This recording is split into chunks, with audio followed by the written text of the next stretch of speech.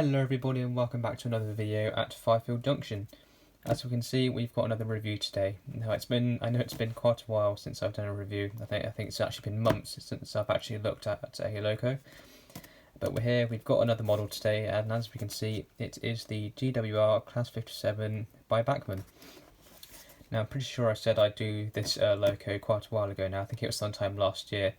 I said I would look at this loco, but I've only just got around to doing it. But we are here. We're finally here. It's here. It's in front of us, in front of the camera, and we're finally here, ready to have a look at it. So obviously it is a Bachmann model, so it is going to be pretty good. Although obviously some of their models can be, well, a bit disappointing. But most of the time, Bachmann do produce some very good models. As we can see, Class 57. No prizes for guessing that because, well, we can see that Class 57. It's in the beautiful, fairly new. Well, I suppose it's not fairly new now because it's several years old, but the beautiful GWR green livery, and this one is Tintagel Castle, and it's 57603, I believe. Yeah, as we can see, 57603, so it's a 57/6. Tintagel Castle, GWR livery, 21-pin DCC ready, and she has been chipped, like most of my locos. She's only got a 21-pin Lays DCC decoder in her, so I know it's pretty much probably the worst decoder that, out there that I've got in her. But even though it's very cheap, it is a decent decoder, and she does run very, very well. So although a lot of people don't like the Lays DCC decoders, this one, the 21-pin ones, do seem to be very good decoders, and especially in this model, it does work very, very well. I didn't buy the decoder specifically for this model. It actually came with another loco that I bought some time ago. Yeah, so I didn't actually buy it. It came with another loco when I bought that loco, so I didn't actually buy this decoder specifically for this model. But that is the decoder that she's got in here at the moment, but I will upgrade it at some point in the future. So obviously it's typical Bachmann packaging that we're used to. It's very, very good. We can see there we've got some history there on the Class 57. I know I have looked at a couple of other 57s by Bachmann in the past. So if you want to go and see those, obviously you can go to my channel and have a look. So I have looked at the Freightliner one, and I have also looked at the DRS one as well.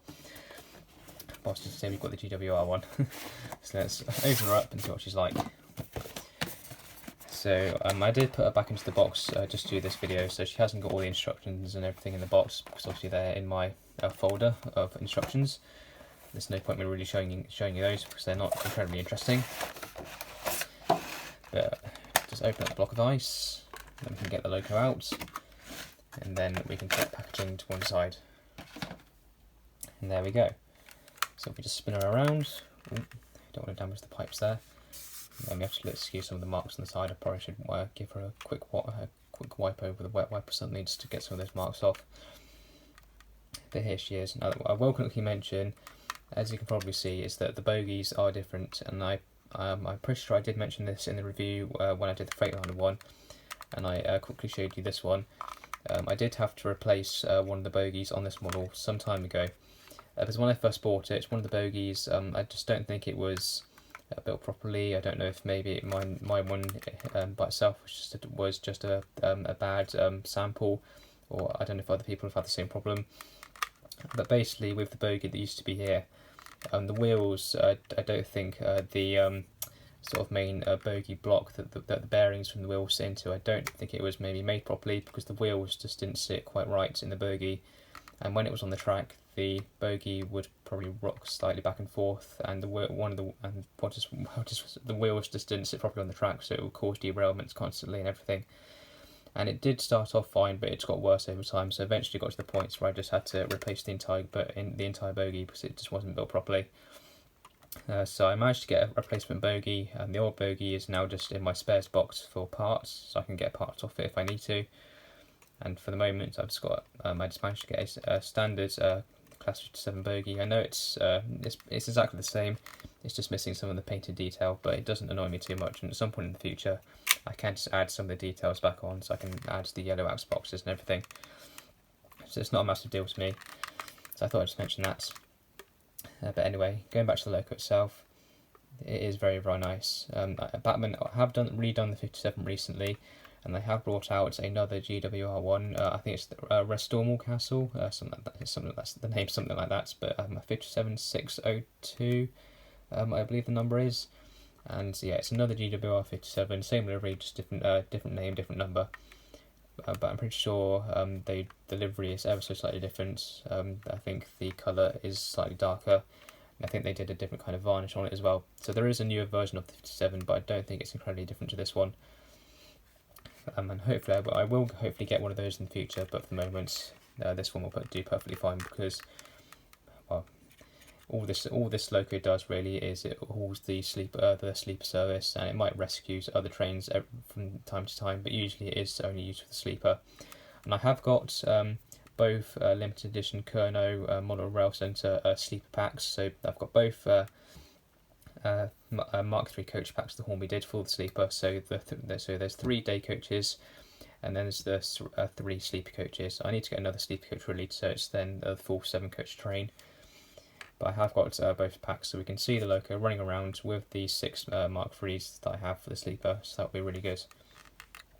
But anyway, the detail on this loco is really good. So we can see at one end I've put the snowplow. It does feel quite loose, but I think it's fine.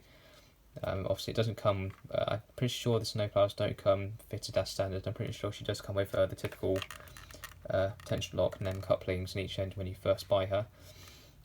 But speaking of the couplings, if we just go to the other end, we can see the coupling that I fitted to this end of the model. It's more like one of the sort of Roco style couplings, so you want sort of the European ones. The main reason I did this is because this is the kind of coupling that the Mark IIIs had, and I felt a lot more confident just changing the coupling on the loco than changing the couplings on the coaches, because well, the NEM coupling slam door coaches by Hornby aren't the best. Especially for the couplings, because the NEM pockets on the coaches are very delicate. So I thought it would be better just to change the coupling on this loco, which I suppose does make sense, because the loco hauled Mark IIIs are different to the HST Mark IIIs. They're not compatible with each other, I believe. So it makes sense to change the couplings over so this loco can only run with those coaches, and in turn those coaches can only run with this loco. So yeah, I thought that would be suitable. But anyway, going back to these detail again, because I keep going off track. Obviously the buffers are sprung. I don't think they're metal, I'm pretty sure they are plastic, but at least they are sprung and they do feel very good. The underframe detail is very good. You've got lots of separately fitted parts. This piping here on the side is separately fitted, and you want to be really careful with it, because it is plastic and it is quite delicate. So you don't want to damage it. You can see all the little printed details on the fuel tanks. The livery application is very nice. Obviously the GWR livery is quite basic on this loco, but it has been applied very well. You can even feel the GWR branding there. And she does come with, I'm pretty sure she did come with some etched metal letters that you can stick over the top of that. And she does come with etched metal nameplates as well. At some point I will fit them, but I think I used one of the letters from this loco on another one of my models, but I'm not sure. Actually no, I think I used it temporarily, but then I managed to get the letters from for the HST again. So I'm pretty sure she does come with edged metal letters that you can stick on both sides. They're not stickers like sorry about that. They're not sticky back letters like Hornby did for their GWR HST. You do have to stick them on yourself, but that should be fairly simple. It's the same for the nameplates as well. I haven't fitted them yet, but I will fit them in the future at some point. I'm pretty sure we do have a driver in one end. It's not that end, is it this end? Oh yes, there we go. You can see we've got the driver in that end, so I actually don't know why I need to swap the...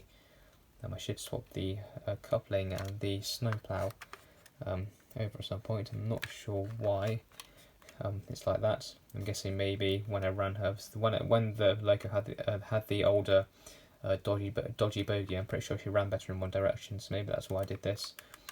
So yeah, I'll probably swap that over before we run her. The roof is not too bad. It's not just one giant molded piece. We have got some beautiful, pretty sure they are etched metal grills there on both sides, and we've got the fans underneath. The fans aren't motor driven, but that's fine. So at least they are there, and it's not. And well, at least they are there, and you've got some beautiful grills over the top. She does have working lights, and I'm pretty sure she does have day and night running lights. No, she just has the typical sort of cab lights and tail light option. So that's fine. The doors don't open. but that's not a massive issue really. Cab detail, yeah, it looks okay. You can see all the gauges and everything in the cab there, so that's not too bad. Yeah, overall, not a bad model. Plenty of weight, as you'd expect. She's nice and heavy, which is good. So I think all we need to do now is push her on the track, put the coaches with her, and see what they're like. Okay, so here we are over the layout, as usual. So let's just put the loco on. It's fairly simple to do, even though there's quite a lot of wheels. There we go, she's on. Now, as I mentioned, she has been chipped. Pretty much most of the locos I review are chipped. So let's just select her number. I believe she's number 18. Yes, she is. So let's just put her lights on. There we go. And let's give her a bit of a wiggle to make sure she still works. She hasn't run in a little while.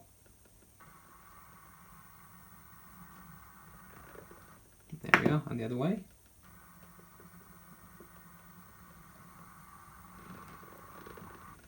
Lovely. Let's just move it back a bit.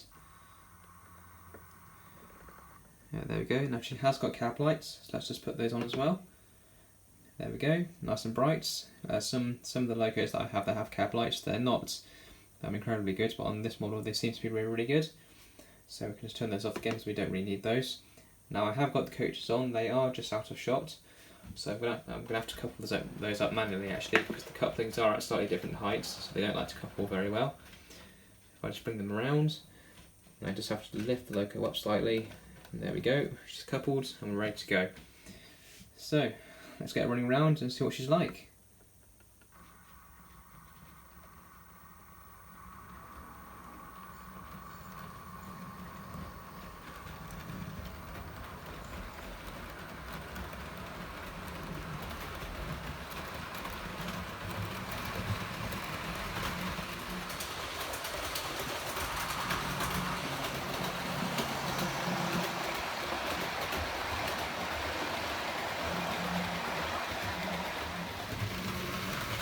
Beautiful operation, so smooth.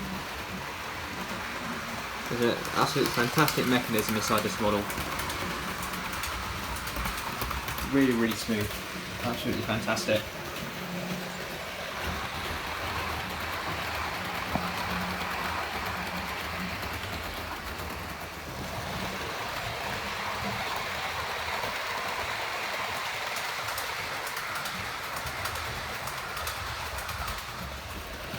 Well, overall, I don't really know how to sum her up. She's absolutely fantastic. Brilliant detail, brilliant weight, a beautiful operation. What else would you expect? She's absolutely fantastic. If you haven't got a 57 by Bachmann, you need one. Just choose livery and get one. You won't be disappointed.